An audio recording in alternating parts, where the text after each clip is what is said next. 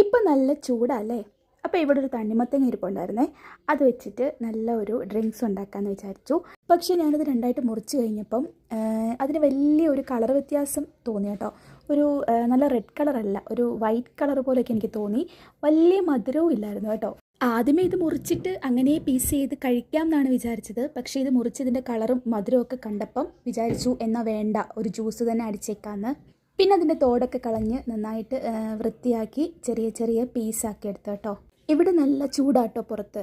അകത്ത് നല്ല തണുപ്പാണ്, പക്ഷേ പുറത്തേക്ക് ഇറങ്ങിയാൽ ഭയങ്കര ചൂടാട്ടോ. പിന്നെ ഞാൻ ഈ അരിഞ്ഞു വെച്ചിരിക്കുന്ന കഷ്ണങ്ങളെല്ലാം കൂടി ഒരു ജാർ എടുത്തു, അതിനകത്തേക്ക് നീക്കിയിട്ടിട്ട് അടിച്ചെടുത്തു കേട്ടോ. വെള്ളം ഒന്നും ഒഴിക്കണ്ട കേട്ടോ, നന്നായിട്ട് അരഞ്ഞു കിട്ടുമേ. പിന്നെ ഒരു ഫ്ലേവറിന് വേണ്ടിയിട്ട് ഇവിടെ 2 ചെറിയ പഴം ഇരിപ്പുണ്ടായിരുന്നു കേട്ടോ. ആ ചെറിയ പഴവും കൂടെ ചെറുതായിട്ട് കഷ്ണങ്ങളാക്കി ഇതിനകത്തേക്ക് മുറിച്ചിട്ടിട്ട് നന്നായിട്ട് ഒന്നും കൂടി അടിച്ചെടുത്തു കേട്ടോ. അതിൻ്റെ ഇടയ്ക്ക് ഞാൻ കുറച്ച് പഞ്ചസാരയും കൂടി ഇട്ടിട്ടുണ്ട്, കാരണം തണ്ണിമത്തങ്ങയ്ക്ക് തീരെ മധുരം ഇല്ലായിരുന്നു. അപ്പോൾ ഇത്രയേ ഉള്ളൂ, നമ്മുടെ സമ്മർ ജ്യൂസ് ഇവിടെ റെഡി ആയിട്ടുണ്ട് കേട്ടോ. പിന്നെ ഞാൻ ആ ഭാഗമൊക്കെ ഒന്ന് ക്ലീൻ ചെയ്തെടുത്തു. അപ്പോൾ ഇതാണ് നമ്മുടെ ജ്യൂസ്.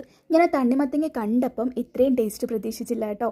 ആ പഴവും കൂടി ഇട്ടപ്പം ജ്യൂസിൻ്റെ ടേസ്റ്റ് മാറിയേ പോയി കേട്ടോ. നല്ല ടേസ്റ്റ് ഉണ്ടായിരുന്നു, സൂപ്പറായിരുന്നു. നമ്മൾ ചൂടത്ത് പുറത്ത് പോയിട്ട് വരുമ്പം ഈ ഒരു ഗ്ലാസ് ജ്യൂസ് മതി കേട്ടോ.